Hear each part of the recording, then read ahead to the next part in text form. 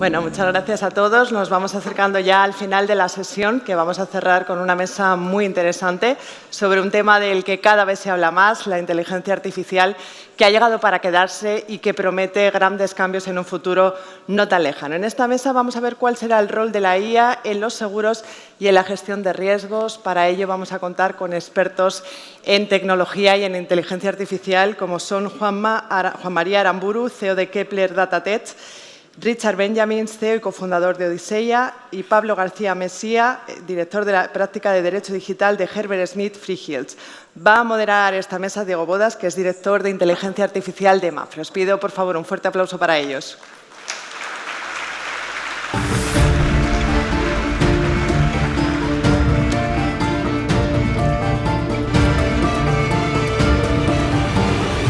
Muchas gracias a todos. Estamos deseando escucharos.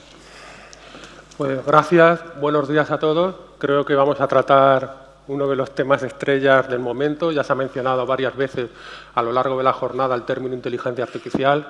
Mapfre, como no podría ser de otra forma, estamos trabajando con muchísimos casos de uso con impacto en negocio y con foco en las personas, que también se ha hablado de personas, con la inteligencia artificial. Global Risk, por supuesto, no es una excepción, estudiando muchos casos de uso, en concreto también con la IA generativa para agilizar los procesos de suscripción, para tener una mejor valoración del riesgo.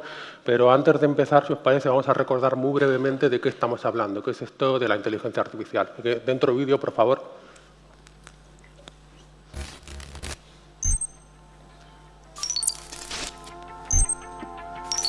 Él ya no ve la televisión, pero consume más contenidos que nunca. Ella no tendrá que conducir, lo hará su coche autónomo. Ellos no tendrán que hacer la compra, lo hará directamente su frigorífico. Ella no diferenciará entre realidad y realidad virtual. Y para él, la inteligencia artificial será un compañero más de trabajo. No estamos viviendo una época de cambios, estamos ante un cambio de época. ¿Y tú? ¿Estás preparado para vivirla? Y la primera pregunta es obligada. Son tantas las expectativas que se están levantando con la inteligencia artificial y ya nos hemos llevado alguna desilusión pues, en el pasado con alguna otra tecnología que muchos de nosotros nos costará distinguir si es una moda, si es una tendencia más que bajará su apogeo en los próximos años o realmente estamos ante un cambio de paradigma que nos exige acelerar, porque si no nos vamos a quedar muy atrás y no vamos a ser capaces de seguir la evolución de la sociedad. Juanma, ¿cómo lo ves? ¿Es una moda? ¿Es un cambio de paradigma? ¿Esto es real? Pues yo creo que es un cambio de paradigma. Antes de empezar a hablar, agradeceros la invitación a este panel. Es un cambio de paradigma. Realmente la inteligencia artificial no es una cosa nueva, es una cosa que ha ido desarrollándose durante muchísimos años. Ahora yo creo que lo que ha sucedido es que la tecnología que puede sustentar grandes cantidades de procesamiento de datos necesarios para una inteligencia artificial más avanzada están ahí. Y realmente ahora es el momento de explotar todo ese trabajo que se ha hecho desarrollando estas técnicas en los últimos decenas de años, porque ya os comento que no es un tema nuevo. Por lo cual ahora es ese cambio de paradigma en poner en producción, empezar a utilizar de verdad la inteligencia artificial, siempre con foco, obviamente, en el valor de negocio que aporta. Pablo, llevas muchísimos años en entornos digitales, has vivido lo que es todo lo que ha supuesto Internet, la ley de protección de datos, y esto también me comentabas antes que nos está superando, la demanda, la incertidumbre, también las posibilidades inmensas que tiene para todos los negocios. ¿Cómo lo estáis viviendo? ¿Realmente también para vosotros es un cambio de paradigma? Bueno, yo voy a apoyarme, Diego y compañeros de esta mesa, en una afirmación que me impactaba muchísimo de un estudio que acaba de salir del European Internet Institute y que empieza con una frase de lanzamiento que a mí me dejó francamente bloqueado y que voy a compartir con todos vosotros. La inteligencia artificial es el mayor factor de disrupción de Europa desde la Segunda Guerra Mundial. Diréis, bueno, ¿y quién es el European Internet Institute para lanzar un mensaje de este calibre? Y, por otro lado, ¿en qué lo basan, ¿no? Bueno, este instituto está encabezado por una prestigiosísima eurodiputada española. El estudio lo respalda un catedrático de Oxford. Lo firman varias personalidades políticas. En fin, yo creo que tiene un fuste lo suficientemente serio como para tomarlo muy en cuenta. ¿Y por qué dicen esto? Dicen que es que altera las bases del contrato social. Pues es muy posible que la inteligencia artificial esté en condiciones de alterar las bases del contrato social. Estaréis preguntando, ¿y cuáles son esas bases? Pues en Europa no es muy difícil realmente explicarlo y casi en 2 palabras, ¿no? Y lo voy a hacer además en 2 palabras. Una, dignidad de la persona. Y otra, libertad y autonomía. Lo que dice, por ejemplo, nuestro texto constitucional, me apoyo en él, permitidmelo. Soy un poco aquí oveja negra en esta mesa. Todo tecnólogos y solo uno legal, ¿no? Libre desarrollo de la personalidad. Y casi ahí lo dejo. Es decir, ¿están estos ingenios en condiciones de alterar nuestra dignidad y alterar el libre desarrollo de nuestra personalidad? Pues parece que sí. Y algunos lo piensan y consideran que es un riesgo, nunca mejor dicho decirlo en este entorno, e incluso un riesgo existencial. A lo mejor es esta una posible línea de negocio para esta casa. ¿Calibrar el riesgo existencial de estos ingenios? Paro. Buenas reflexiones. Pablo siempre provocando, ya se acostumbraréis. La sesión va a durar 40 minutos, lo que queda, pero bueno, Pablo siempre tiene unas reflexiones muy interesantes que compartir con todos. Richard, que ahora lideras Odisea, ayudándonos a todos a ejecutar una IA responsable, pero muchísimos años siendo la máxima autoridad de Telefónica en todo esto de la inteligencia artificial. Por tanto, tu visión aquí es crítica. ¿Es un cambio de paradigma? Muchas gracias, Diego. Y bueno, es un honor estar aquí con todos vosotros hablando de este tema tan apasionante. Obviamente, yo digo que la inteligencia artificial está aquí para quedarse, ¿no? Es una tecnología horizontal, ¿no? Hemos visto, hay muchas tecnologías, se aplican a sectores concretos, IoT industrial, blockchain, al principio financiero, pero esta tecnología está en todos los sectores, ¿no? Y en cada sector hay cientos de aplicaciones para sacar valor de esta tecnología, ¿no? Y es por eso que tantas empresas grandes invierten en esta tecnología, porque ven realmente una oportunidad importante.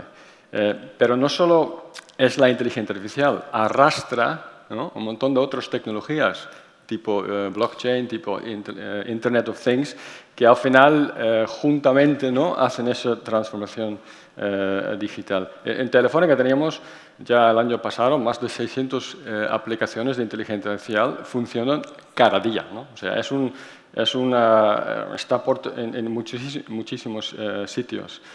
Y realmente lo que está ocurriendo en los últimos años es una regulación, ¿no? O sea, muchas de estas tecnologías anteriores, ¿no?, tienen la curva del hype, ¿no?, y luego baja la hype. Pero aquí, antes de que pueda bajar la hype, viene otra revolución, ¿no? Y lo vimos con el deep learning, ¿no?, que arrancó muy fuerte en todas las empresas.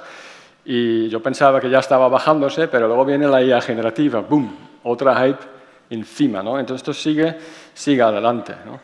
Pero no solo es una revolución tecnológica, ¿no? Ahí estoy con Pablo, también es una revolución social, ¿no? O sea, el impacto que tiene ChatGPT y IA generativa, que básicamente lo que ha hecho es democratizar esa tecnología y sacarlo de las empresas, de las corporaciones, a cada ciudadano, ha sido un impacto enorme, ¿no? Y luego no tenemos que olvidar el impacto que tiene esa tecnología posible, ¿no?, en el medio ambiente, ¿no? O sea, ChatGPT, entrenamiento de datos, de todos los datos en Internet, ¿no? 10 meses de entrenamiento, 10 millones de euros en la factura eléctrica. O sea, son palabras mayores, ¿no? Entonces, no solo es esa de tecnología, sino conlleva muchas cosas, ¿no? La responsabilidad. Yo la verdad es que el debate, ¿no?, de si es una amenaza para la existencia humana, pues yo rotundamente digo que no. ¿Vale? Pero también tiene riesgos, ¿no? Y el aspecto responsable, el aspecto ética, el impacto de esa tecnología, corrijo, no de la tecnología, del uso de la tecnología, ¿no? Porque la tecnología en sí no hace nada. O sea, la inteligencia artificial, aunque pensamos que es inteligente, que nos asesora con ChatGPT, que nos diga cosas que entiende, no entiende nada, ¿no? Son tecnologías estadísticas, pero eso sí, masivamente, ¿no? Tiene tantas relaciones estadísticas que lo que sale nos sorprende y los convence, pero no, desde luego no tiene intención, no tiene objetivo. Siempre son las personas y las empresas, las organizaciones detrás que deciden el impacto de la inteligencia artificial. Y obviamente, ¿no?, el uso ético y el uso responsable implica que si tú como organización detectas algún impacto no deseado, aunque el propósito original es lícito, pues obviamente tienes que actuar, ¿no? Ahí viene la ética y la responsabilidad de cada organización. Pero incidiendo un poco más en los casos de uso, que luego iremos a los temas regulatorios, que son realmente muy relevantes, y, por ejemplo, considerando todos los datos de movilidad que tienes en Telefónica, soy consciente de que habéis trabajado mucho sobre análisis de alarmas sociales, corte de cadena de suministro. De cara a la gestión de riesgos globales, ¿qué aplicaciones relevantes en las que deberíamos estar ya aprecias que existen? Si hablamos de riesgos globales, ¿no? y yo lo meto en el concepto de desastres importantes, ¿no? Que pueden ser naturales, pero también pueden ser de temas de política, ¿no? O sea, si hablamos de desastres, siempre hay un tema, ¿no? De responder, ¿no? Al desastre, luego obviamente la recuperación después del desastre, luego la mitigación o la prevención, ¿no?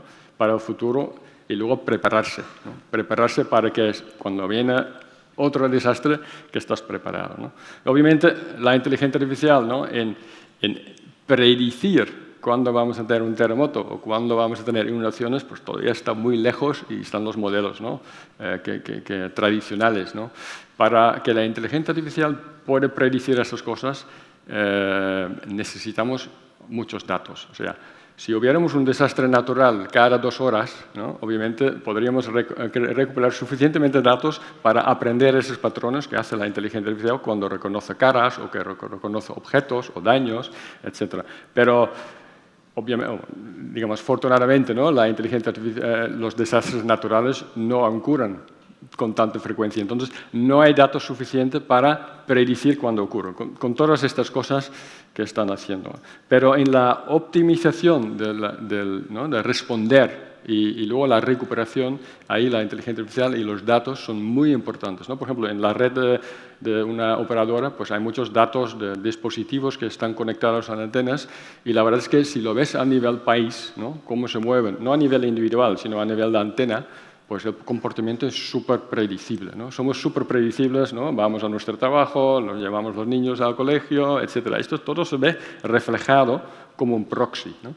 Entonces, si hay un evento importante, esto todo se disrupta, ¿no? Y esas disrupciones que ves en los datos, pues evidentemente te dan pistas sobre algo que está ocurriendo, ¿no? Si hay un desastre, un terremoto, pues todo esto se disrupta. Si hay inundaciones, pues los datos te dicen mucho. Y no solo los datos de una telecomunicación, sino datos de un banco, ¿no? O datos incluso de una aseguradora.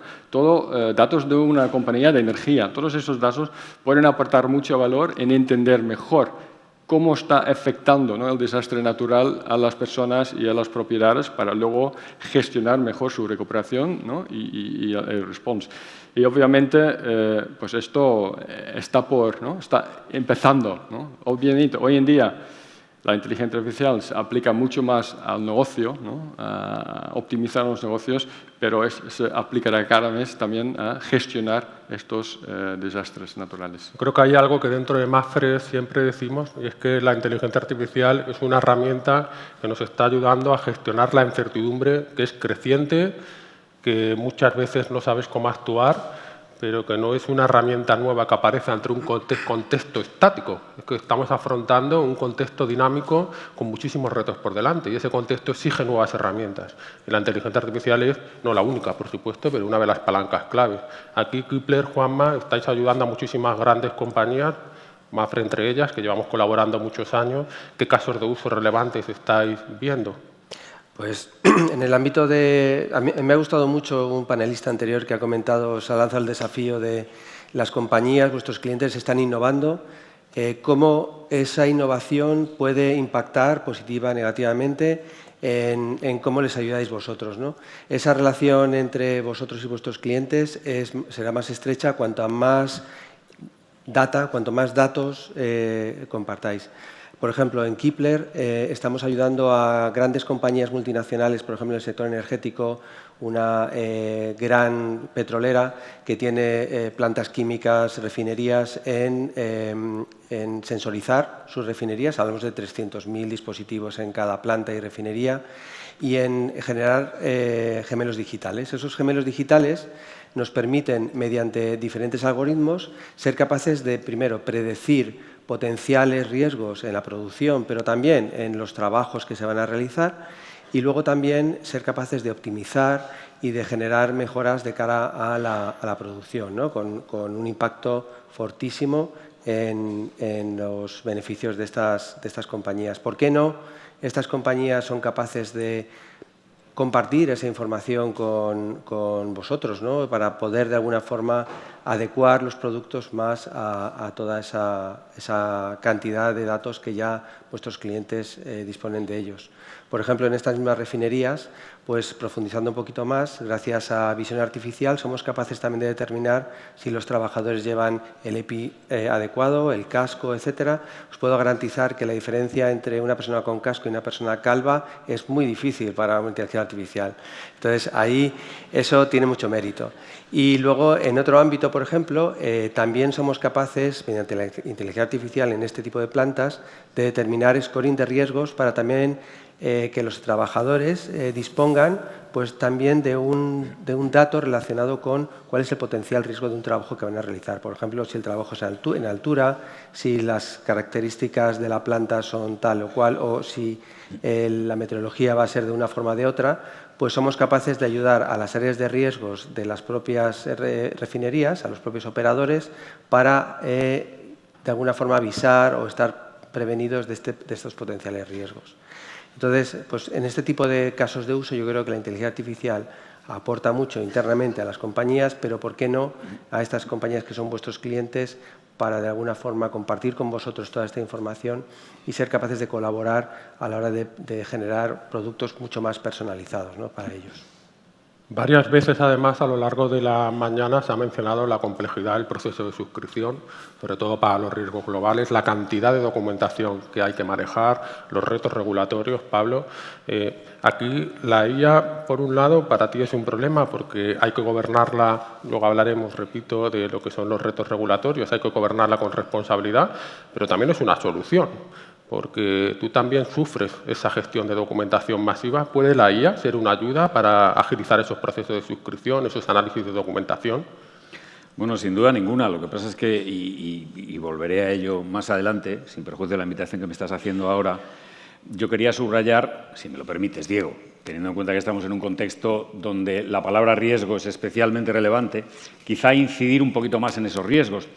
El propio Richard ha mencionado hace un segundo el riesgo medioambiental, por ejemplo. Yo, si me permitís, incluso categorizar, vamos a trazar 3 categorías. Uno que podríamos categorizar o calificar como riesgo tecnológico, que es justamente el mencionado, pero hay otro muy relevante también, que os suena, ¿no? Estas famosas alucinaciones que ahora, por lo visto, los tecnólogos, corregidme los que estáis en esta mesa, empiezan a llamar confabulaciones. No sé en qué os quedáis, pero bueno, ya sabéis de qué va. Es importante porque, claro, tú te apoyas en esta herramienta y de repente, ¿qué os voy a contar? Pues terrible.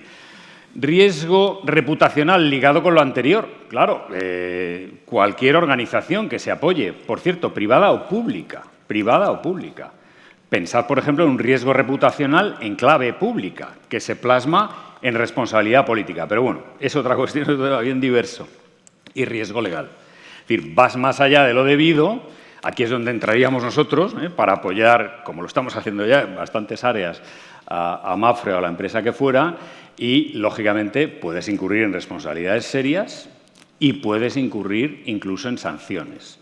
Por ejemplo, la normativa europea, lo adelanto, establece sanciones importantísimas. Cuando vas más allá de sus normas, sanciones que incluso superan en algunos casos las propias del Reglamento General de Protección de Datos. Estaréis diciendo, pero bueno, no teníamos bastantes límites ya con eso, es decir, bastante altura de umbral. Bueno, pues se superan en determinados supuestos. Aterrizo un poquito el riesgo legal y acabo. Hay problemas, por ejemplo, de seguridad.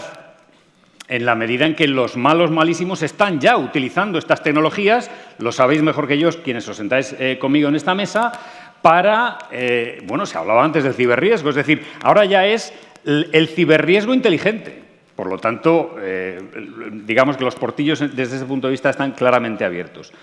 riesgos de datos. Estos sistemas, estos modelos son inmensamente voraces. Son entrenados con cantidades ingentes de información. Así ha sido, así ha venido siendo y así va a seguir siendo. Esto acentúa un poco también la cuestión medioambiental, en el sentido de que, claro, estas máquinas son cada vez más potentes y, por lo tanto, van a consumir más energía y, por lo tanto, probablemente el problema climático también, desde este punto de vista, se vaya acentuando cada vez más. Un riesgo de propiedad intelectual, en la medida en que es bien conocido también, se ha venido usando materiales no demasiado propios por muchas de las empresas que han entrenado sus modelos y, por último, no menos importante, aunque se está llegando muy lejos en la discriminación, hasta el punto que el otro día había ejemplos que, por cierto, le costaron a la empresa en cuestión cientos de millones de dólares de valor en bolsa, de discriminación inversa. Es decir, sacaban, por ejemplo, una papisa de color india, etcétera. En fin, digamos que el instrumento incluso ha ido más allá. Pero lo que ha venido pasando es que, sin duda, se ha venido produciendo sesgos que tienen una incidencia regulatoria en términos de igualdad y que, lógicamente, no son aceptables. Pero has mencionado IA generativa, Richard también hablaba antes de la IA generativa. Parece ser que esto de la IA generativa ha sido lo que realmente ha provocado la explosión de la inteligencia artificial. Como Juanma contaba, creo que era, esto no es nuevo, y lo que nos dedicamos a esto pues ya se estudiaba en los años 70, en los años 80, lo que pasa que efectivamente ahora ha florecido. Pero ¿qué es la IA generativa? Porque yo creo que aquí todos hemos usado ChatGPT, pero realmente, ¿qué es la IA generativa? Juanma. Pues la IA generativa es una inteligencia artificial que es capaz de generar contenidos a partir de otros contenidos. Lo que pasa es que la cantidad de información con la que se le entrena es tan masiva que el desempeño de la inteligencia artificial, sobre todo la cantidad de tareas que puede realizar, son muchas más amplias que la inteligencia artificial clásica, que generalmente es especializada en un único caso de uso y además tiene una cantidad de información con la que se le entrena mucho menor.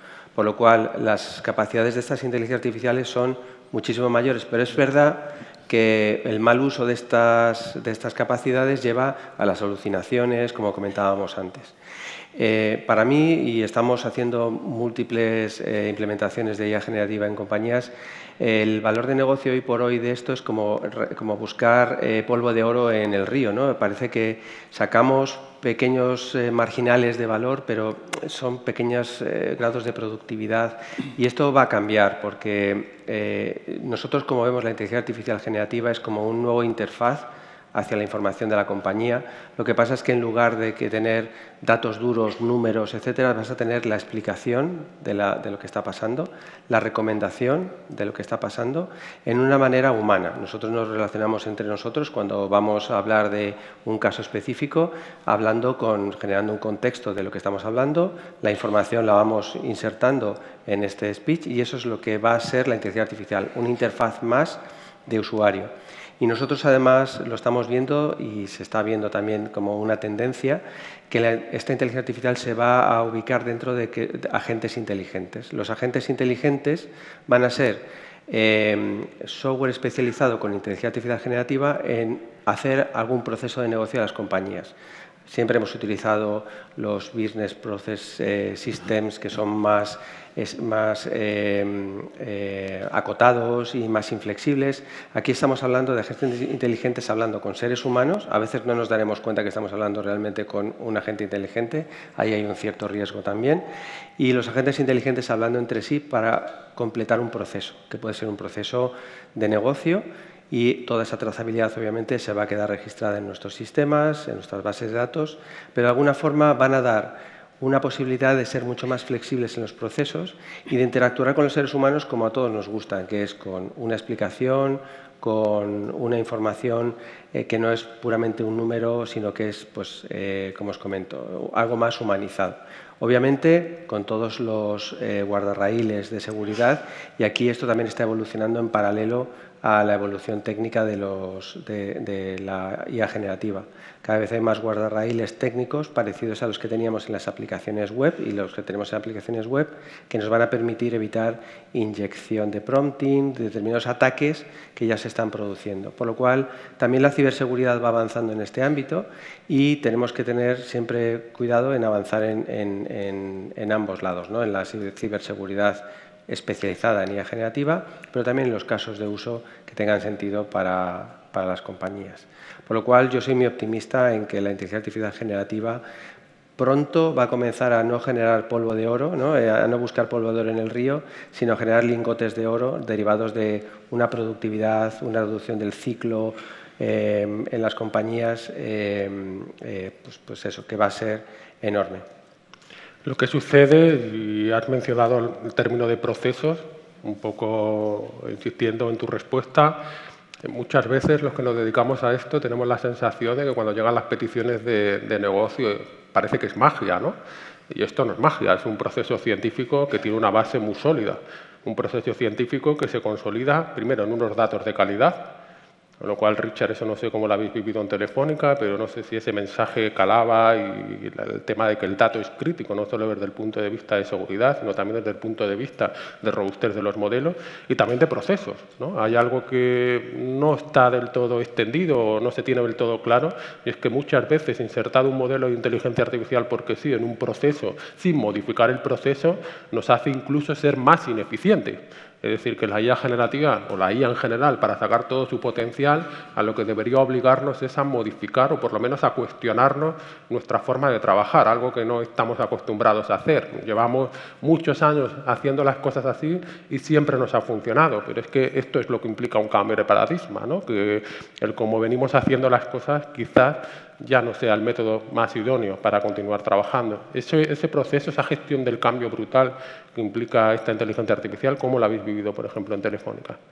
Te voy a responder, pero permíteme que quiero decir algo más sobre IA generativa. Aprovechando que la verdad es que muchas personas, ¿no?, ven cómo funciona, pero no entienden por debajo cómo funciona. Y la verdad es que yo creo que es muy interesante conocerlo, ¿no? O sea, la IA generativa se entrena con muchos datos, ¿no? Si hablamos del texto, que sacan de Internet, ¿no? Por eso necesitan como 10 meses para entrenarlo. Y básicamente lo que hace, que es muy sencillo, ¿no? Coge una frase, ¿no?, y el algoritmo quita una palabra. Y como nosotros cuando queremos aprender un idioma, pues hay que adivinar cuál es la palabra que acabo de quitar. Y porque el algoritmo lo ha quitado él mismo, pues lo puede aprender, ¿no? O sea, primero aleatorio y de repente pues ajusta sus pesos, ¿no?, del aprendizaje automático y de repente pues ha aprendido, si quito esa palabra, pues lo puedo sustituir.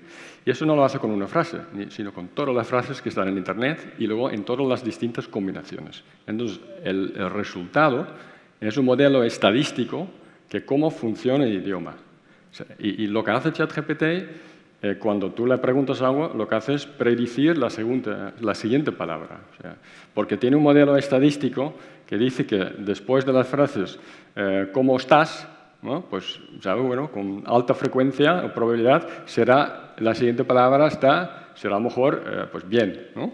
Pero luego con ese bien pues puede predecir la siguiente palabra y así lo hace. Y lo sorprendente es que lo que está prediciendo pues corresponde tanto con la verdad, ¿no?, con la realidad.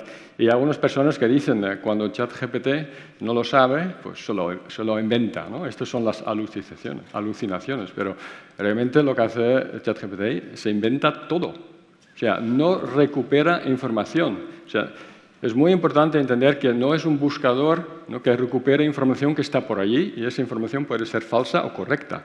No, es que no recupera información. Lo que hace es, como nosotros cuando leamos libros, pues en algún momento, ¿no?, en alguna manera se queda en nuestra cabeza y luego lo podemos reproducir literalmente o no, pero no es que lo hemos copiado.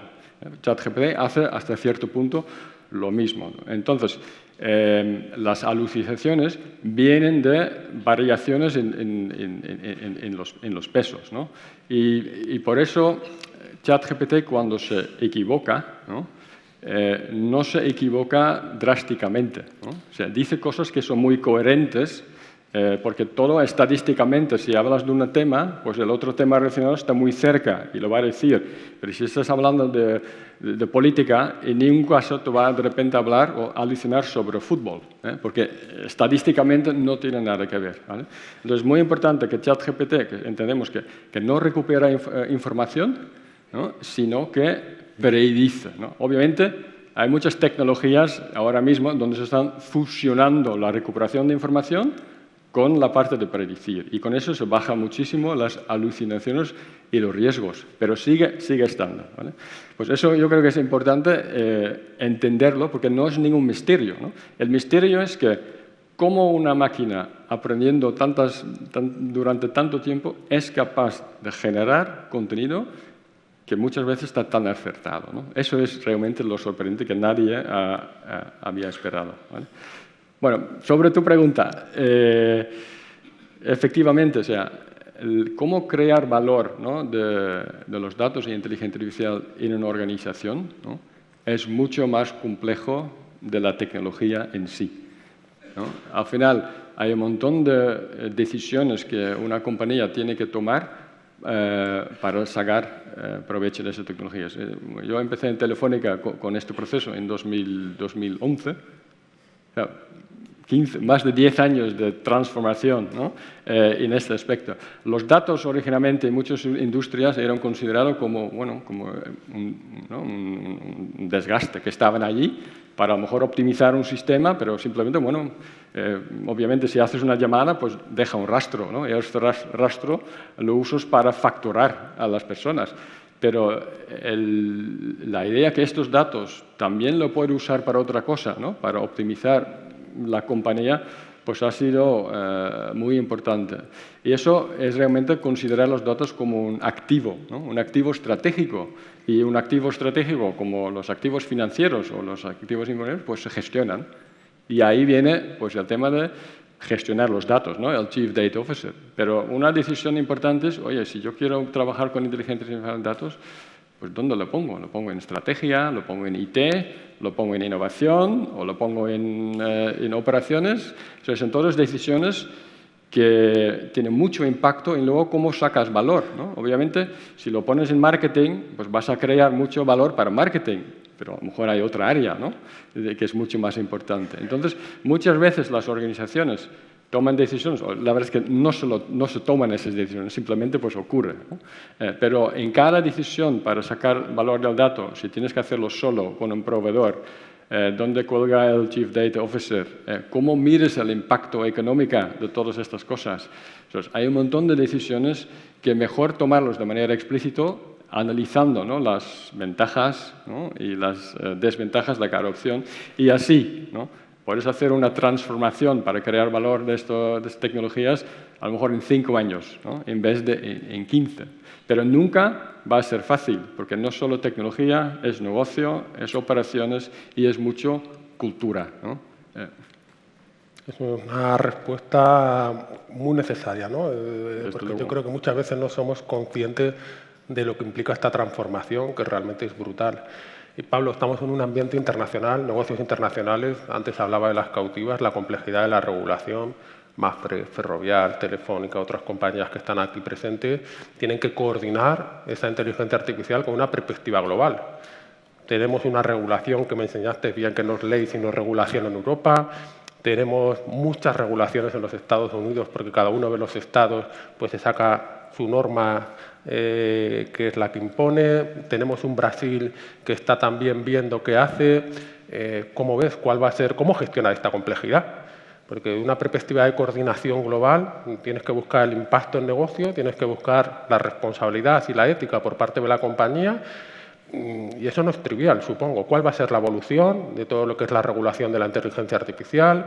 ¿Va a fomentar la innovación? ¿No lo va a fomentar? En eso eres todo un experto para instruirnos. Bueno, la verdad es que precisamente a raíz de esa preocupación, ¿no?, global con la que arrancábamos, y que incluso ha sido citada en ponencias de arranque del propio evento, llevamos unos años, yo diría que, aunque hay, digamos, ejemplos anteriores de declaraciones, hay una muy famosa de Asilomar del año 2017, fijaos, de cuando realmente empezaba a impactar la IA, pero desde luego no la generativa en el contexto social, pero sin duda fue el otoño del año 23, es decir, hace apenas unos meses, cuando después de otros, a su vez resultantes sin duda de la generativa, es decir, el estallido de ChatGPT, etcétera, cuando muchos países, algunos de los decisivos a escala global, comenzaron a darse cuenta de la necesidad realmente de regular estas cuestiones, ¿no? En Europa y me alegra que haya representantes de todo el mundo en esta sala, nos gusta decir que nuestra ley de inteligencia artificial es la primera del mundo. No es cierto, no es cierto. Es la primera del mundo con las pautas que vamos a ver en unos segundos, pero no es realmente la primera del mundo. Hay otras. A ver, la que voy a citar ahora vais a decir que probablemente no es la ideal para parangonarla con la española o con la europea, perdón, que es China. China se adelantó, diréis ya, pero es que esto es otra galaxia de valores políticos, de virtudes cívicas, esto es otro contexto, no tiene nada que ver. Ciertamente no tiene nada que ver, pero ya lo han regulado. Por lo tanto, eso sí que, en cualquier caso, hay que tenerlo presente, hay que tenerlo en cuenta. Luego, es verdad que, sobre todo en este otoño pasado, aunque también venían muchas iniciativas de atrás, se han venido produciendo esfuerzos internacionales. Yo subrayaría sobre todo dos, y voy a citar ahora otro muy reciente que no es del otoño y además es europeo y me parece muy relevante. Los dos internacionales, uno, la declaración de Bletchley, que encabezó el Reino Unido en una cumbre que se celebró a comienzos de noviembre del 23 y que propició el surgimiento, por cierto, de una especie de embrión de colaboración mundial en materia de inteligencia artificial y que va a tener, bueno, ha tenido ahora una cumbre, digamos, de seguimiento en Seúl, va a tener otra muy importante en París, donde se le va a dar una vuelta muy grande y probablemente se va a aterrizar más a la europea y se va a estabilizar, digamos, la cooperación realmente, si así fuera, son nuestras noticias, al menos en una suerte, efectivamente, de organización internacional. Y el otro frente global, también del otoño, la Declaración de Hiroshima. La Declaración de Hiroshima de la mano del G7 y que, la verdad, sobre todo se aterriza, digamos, en estándares y cooperación científica. La Declaración de Bletchley, por cierto, también en esa línea, muy parecida en esa línea, pero fundamentalmente por influjo, ahora vamos a incidir en ello, de Estados Unidos y el Reino Unido, y en relación con este riesgo existencial se ha insistido mucho en la seguridad nacional, como, digamos, factor que hay que tener en cuenta y demás.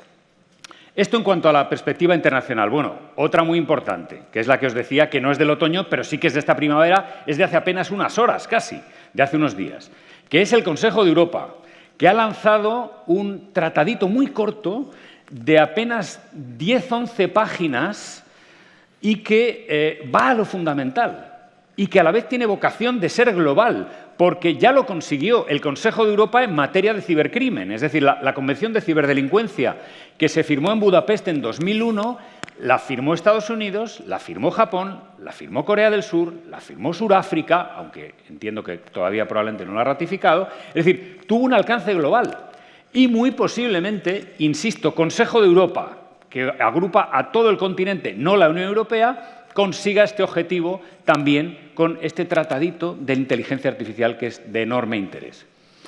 Luego viene Estados Unidos, justo antes de entrar en Europa, y que precisamente en otoño, como no, y justamente unas horas casi antes de la declaración de Bletchley que os mencionaba antes, que se celebraba en Londres, de la mano del presidente Biden, lanza un decreto presidencial que también aterriza, por cierto, digamos, es una normativa que está en el boletín oficial americano y que, por lo tanto, también haría que nosotros hubiéramos ido un poquito por detrás. Pero esta norma, digamos que se diferencia mucho de la europea por un par de factores. Uno, se basa sobre todo en códigos, es decir, no impone nada a las empresas, sino que las incita a actuar de determinados modos. Y, por otra parte, incide mucho, una vez más, en la seguridad nacional. Europa, Unión Europea. De nuevo en el otoño, apenas arrancando el invierno, 8 de diciembre se llega a un acuerdo formal y prácticamente nace allí la norma europea sobre inteligencia artificial. ¿Por qué se caracteriza? Brevísimamente, es una norma horizontal. Bueno, es más, me anticipo, con que en relación con la norma europea os fuerais con la idea que voy a lanzar ahora, yo me daba por satisfecho. Regula la IA como si fuera un electrodoméstico, es decir, como si fuera un televisor, lo que queráis pensar. Es decir, se basa en los defectos que pueda causar y a la vez esos defectos que puedan incidir en la salud de las personas, los derechos fundamentales, la educación, etcétera, etcétera. Por cierto, vinculante, a diferencia de las pautas más abiertas que hemos visto con anterioridad y que, bueno, pues está a punto de publicarse en el boletín oficial, si es que no lo ha hecho en estas horas y yo me habría quedado al margen, ¿no?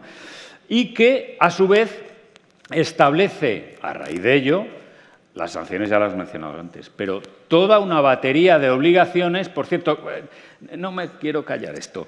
El Tratado del Consejo de Europa son 10-11 páginas. La normativa europea son 548 en la última versión que he manejado. El otro día, conversando con un colega, me decía, bueno, Pablo, es que estamos ante una norma de principios. Uy, pues oye, para ser una norma de principios, yo soy capaz de meter unos principios en menos de 548 páginas. Es más, lo ha hecho el Consejo de Europa. Lo ha hecho el Consejo de Europa. Pero bueno, en cualquier caso, lo importante, establece toda una pauta de obligaciones, toda una batería de obligaciones, que, por cierto, no son solo para la empresa de Juanma, que desarrolla, que produce, no son solo para Mapfre, en la medida en que desarrolla y produce también inteligencia artificial, sino incluso para usuarios, incluso para personas naturales, para personas físicas, siempre y cuando tengan fines comerciales. ¿Y en qué consisten básicamente estas obligaciones? Transparencia, colaboración con las autoridades, garantía de la calidad de ese producto que estábamos diciendo que es la inteligencia artificial. Y todo sobre la base de, acabo ya, Diego, que me estás mirando ya diciendo, Pablo, estás ya rebasando el tiempo, los riesgos que se establecen. Hay algunos que no se consideran aceptables, el crédito social chino, por ejemplo, y que quedan radicalmente prohibidos, otros que se consideran altos, que son los que, por ejemplo, inciden en la salud de las personas, otros que se consideran medios, por ejemplo, un chat o un bot que no sea suficientemente transparente, o bajos, que son los que prácticamente la ley pues desprecia y que no regula, y que sería, por ejemplo, un filtro de spam.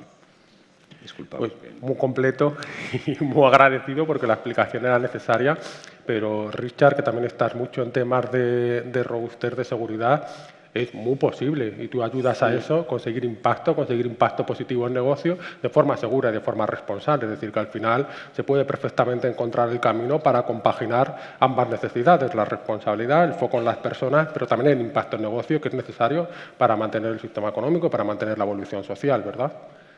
Correcto. A ver, yo creo que el tema de la regulación de inteligencia artificial, y yo lo tengo que repetir, ¿no?, es el uso de la inteligencia artificial, no se regula la tecnología en sí, siempre el uso.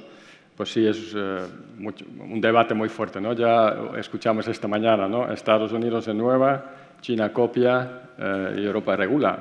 La verdad es que yo no estoy de acuerdo, ¿no? Es una simplificación que quita mucho nuance que hay que entender, ¿no?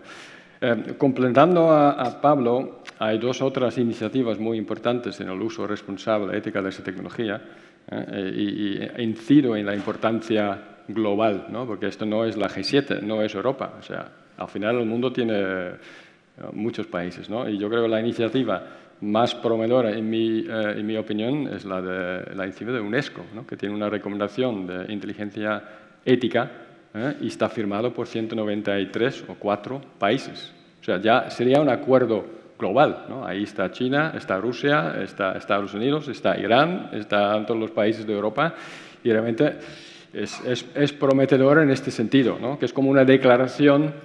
Obviamente es una recomendación, si no lo incumples, y la mayoría, muchos no lo incumplen, pero no hay multas, ¿no? Como mucho hay algo de ethics washing o de reputación, pero al final es importante que el mundo se pone de acuerdo en esa temática, porque obviamente si lo hace solo en una geografía, pero en otra geografía hay otras reglas, pues al final, ¿no?, disturbe las cosas. Muchas veces decimos que no, en China, ¿no?, es el país donde ocurren las cosas que no deberían ocurrir con esta tecnología, con la vigilancia masiva. Pero como tú dijiste, Pablo, en China la primera regulación de inteligencia artificial ya fue en 2021, y de hecho a mí me encantaría que estuviera aquí, en Europa, ¿no?, que es la regulación que permita al usuario apagar la recomendación en las redes sociales. O sea, tú, si estás viendo en Instagram, y muchos de nuestros hijos, ¿no?, están enganchados a eso porque les están dirigiendo, solo ven lo que quieren ver, ahí cada usuario puede decir, mira, hoy no quiero ninguna recomendación, lo quiero aleatoriamente. Y por regulación hay que hacerlo. Yo creo que es muy positivo, pero ni en el reglamento europeo está recogido, ¿vale? Entonces, no todo es lo que me dicen, todo es oro que brilla por todos los sitios, pero hay que valorar las cosas como son, ¿no? Después, el tema o sea, la regulación, pues podéis decir muchas cosas, pero ¿cómo lo aterrizas, ¿no?, en una organización concreta? O sea, para mí, o sea, para Mapfre, ¿no?, ¿qué implica mañana que viene esa regulación para lo que tienen que hacer en Europa? Y bueno, 500 páginas es difícil, pero si tú miras lo que hay dentro, ¿no? O sea, solo se regula alto riesgo. Si no es alto riesgo, pues tú puedes seguir haciendo lo que querías, a lo mejor con transparencia, pero no te impacta. Y lo que se estima que la gran mayoría de las aplicaciones de inteligencia artificial no son de alto riesgo. Obviamente, si impactas en la vida de las personas, ¿no? Con servicios esenciales, con educación, pues se considera alto riesgo y hay que hacer algunas cosas. Y esas cosas, yo la verdad es que, si vemos hoy en día, ¿no? Que estamos en el mundo digital y que hay muchas empresas, ¿no? Que no están en Europa y nos dominan, ¿no? Casi en nuestro día a día, obviamente hay mucha innovación, pero también hay mucho impacto negativo, ¿no? Que está allí, ¿no? Y yo creo que no es malo cuando tú diseñas un sistema de inteligencia artificial que piensas de antemano, oye, si esto va a ser masivamente, podría pasar algo que no me gusta, pero no descubrirlo en el mercado. O sea, oye, hemos lanzado esto y hemos visto que estaba mal y lo sentimos, pues lo corregimos. Sino de antemano, antes, tú piensas, oye, ¿cuál podría ser el impacto si mi sistema de IA no funciona bien? Porque no funciona bien en un porcentaje, nunca es 100%, ¿no? En este pensamiento que se puede captar en una regulación, yo lo capto en una metodología como, ¿no? El uso responsable de esa tecnología, pues obviamente es lo que tendrá que implementar cualquier empresa, ¿no? Que quiera operar en Europa. Es decir, sistemas de alto riesgo hay que decir, oye, ¿qué podría ir mal? Tienes que gestionar, estimar este riesgo y luego gestionarlo, y yo creo que tiene aspectos positivos. Estamos de acuerdo entonces que es un cambio de paradigma brutal donde hay que prestar mucha más atención a los datos de lo que lo estamos haciendo, hay que revisar los procesos, hay que aprovechar este impacto de forma positiva. Hay un entorno regulatorio que es complejo, pero que se puede gestionar de forma responsable, volviendo a los mensajes positivos más focalizados en casos de uso, porque cada 2x3 sale IA generativa, pero Juanma antes nos hablaba de casos de uso relacionados con el Internet de las cosas, que son conceptos que se han quedado olvidados, pero que también están ahí. Gemelos digitales, el Internet de las cosas, cómo está esto evolucionando, qué futuro nos espera aquí, todo lo que es la simulación, la recreación de escenarios, el poder simular un accidente en una fábrica de una forma segura en un ecosistema virtual. Eso se está trabajando, se está incidiendo en ello. Vamos a poder ver avances en los próximos años. Cada vez más, y además en entornos cada vez más dispersos donde los dispositivos van a estar ya no solamente en una casa o en un activo, en una fábrica, sino van a estar con nosotros y vamos a tener dispositivos que nos van a estar midiendo y vamos a tener dispositivos que realmente van a agregar más información todavía a esa evaluación potencial de riesgos, ¿no? Entonces, yo creo que también el Internet of Things de los dispositivos wearable, ¿no? De los que llevamos nosotros mismos, más el Internet of Things en dispositivos embarcados o dispositivos en fábricas y tal, va a aportar una información vital para esas predicciones o esas proyecciones. Y compartir esa información yo creo que va a ser también fundamental para poder ajustar mucho mejor, obviamente, los productos que dais a vuestros clientes. Ya para acabar, porque estamos casi fuera de tiempo, os voy a pedir a cada uno de vosotros... Bueno, dime, Pablo, adelante.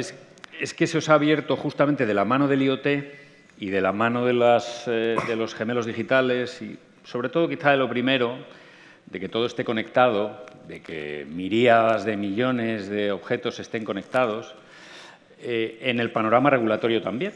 Es decir, que no es todo, digamos, o en gran medida en muchas ocasiones, cuestiones regulatorias que puedan dificultar más o menos líneas de acción. Se acaba de, bueno, relativamente hace poco tiempo entraba en vigor y es directamente aplicable en aproximadamente un año largo una ley encabezada también por una eurodiputada española y que se llama la Ley de Datos, la Data Act, y que, por ejemplo, por aterrizarlo, bueno, una idea de qué va, y es que sencillamente se pueda generar valor con los datos por cualquiera, no solo por el que los produce. Digamos que se cambia la perspectiva, se mira al destinatario habitual de esos productos que vienen generados con datos. Y, por ejemplo, eso puede ser un consumidor, pero puede ser una empresa. Y lo aterrizo y acabo. Por ejemplo, un asegurado con vosotros puede decidir compartir con vosotros todos los datos que genera su vehículo a través, ya lo sabéis, de los sistemas de infotainment, que son miríadas de ellos. Por cierto, en el despacho acabamos de hacer un estudio sobre ello y del impacto de privacidad que tiene y de qué posibilidades habría, digamos, de darle juego, si queréis, de negocio. Ha sido muy interesante las conclusiones.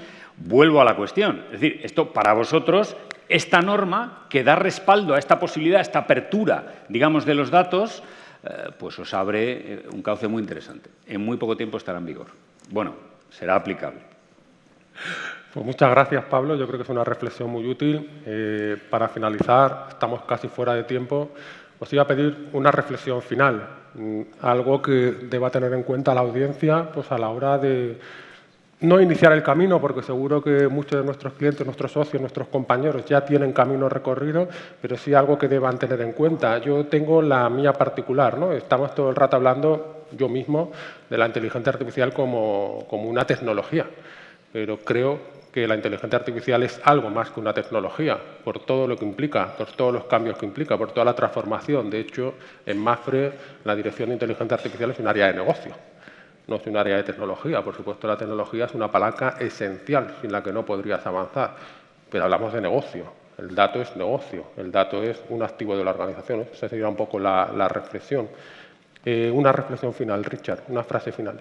Para mí sería no tener miedo de esa tecnología, conseguir entender lo mínimo cómo funciona para poder valorar, ¿no?, las oportunidades y los riesgos, explorar y experimentar. O sea, fracasar, intentarlo, pero probarlo, porque esta tecnología es muy novedosa y si inviertes mucho en uno, pues mañana estás obsoleto. Entonces no hace falta coordinarse demasiado, pues déjalo experimentar y luego aprendes. Hay que aprender mucho en ese aspecto, ¿no? Y luego hacerlo con responsabilidad. O sea, no cualquier cosa vale. Siempre hay que pensar, oye, si yo lo hago esto y lo aplico en mi negocio, pues ¿cuál podría ser el impacto negativo? Tenerlo en cuenta y luego tomes la decisión que quieres tomar. Pues fenomenal. Pablo. Me baso en una pequeña historia que aprendí muy recientemente, la verdad, en un evento de hace apenas 10 días. Y lo aprendí de un importante hospital. Empezaron a utilizar la IA en la predicción de los funcionamientos de las urgencias. Y se dieron cuenta de que lograban ahorrar un 20% del tiempo. Eso significa que, por ejemplo, un médico estaba ahorrando, o una enfermera, un enfermero, podría estar ahorrando el 20% de su tiempo. Ya estaréis sacando la conclusión. Es decir, que esto puede acabar salvando vidas. Voy completamente en la línea de las dos manifestaciones anteriores. Es necesario proteger los derechos, faltaría más, estamos en Europa. Es necesario regular para ello, pero también es necesario regular para que sea posible que en un servicio de urgencias se salve la vida a personas utilizando esta herramienta. Fenomenal, me parece un mensaje muy necesario. Juanma. Yo solamente estoy ya delante de la comida, así que voy a ser muy breve. La inteligencia artificial es tan buena como los datos en los que se basa y yo creo que aquellos que queramos utilizarla realmente como una herramienta de trabajo tenemos que ser generosos también con los datos y la información que compartimos de cara a mejorar esa inteligencia artificial y también pues, con la calidad y con la cantidad de información que damos para que esa inteligencia artificial funcione mejor. Y yo creo que esa generosidad de cara a compartir la información, a mejorar la información, etcétera, en las organizaciones es vital realmente para sacar partido a estas tecnologías. Pues muchísimas gracias a los tres. Gracias por vuestra generosidad compartiendo vuestros conocimientos y vuestra experiencia. Y gracias a todos. Horas de comer y de disfrutar.